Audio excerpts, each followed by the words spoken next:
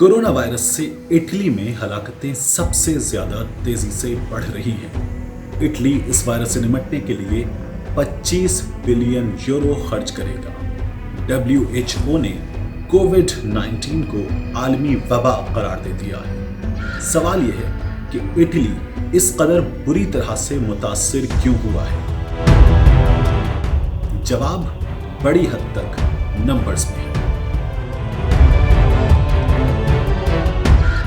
Italy में हलाकतें 1000 के करीब पहुंच गई हैं। मुतासरीन 15,000 तक हैं और इजाफा हो रहा है। शिमाली इटली में 1 करोड़ 60 लाख लोगों को करंटीना कर दिया गया है। नंबर्स बताते हैं कि इटली में तादाद बुरी तरह मुतासिर होने वाले 3 मुल्कों यानी ईरान, फ्रांस और जनूबी कोरिया की मजमूई हलाकतों से ज्यादा है। इन तीनों मुल्कों में मजमूई हलाकतें 400 से कम है।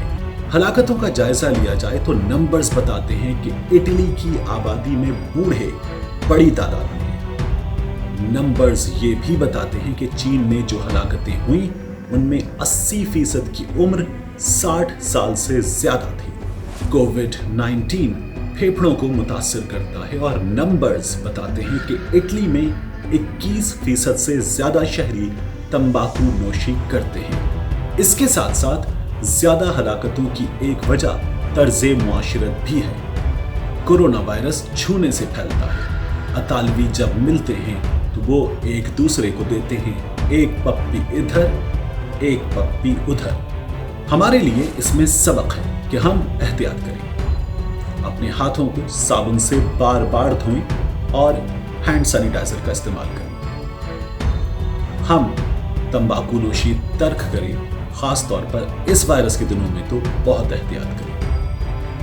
हम इस बात का भी एहतमाम करें कि अपने तर्ज़े मुआशरत को फिलहाल तो जरूर बदलें। हम मुसाफा करते हैं, मुआनका करते हैं, बगलगीर होते हैं और बहुत घुल मिल के मिलते हैं। हम भी एक दूसरे को अगर एक पप्पी इधर और एक पप्पी उधर नहीं देते तो बुरी तरह से रगड़ देते हैं, भंबोड़ देते हैं, झंझोड़ देते हैं। इससे इज्तिनाब करने की ज़रूरत है। ख़ास तौर पर एहतियात करने की ज़रूरत है बच्चों को और बूढ़ों को जिनकी क़ुव्वत मुदाफ़ियत कमज़ोर होती है। अल्लाह हम सबकी हिफाजत फरमाए। अल्लाह हाफ़िज़।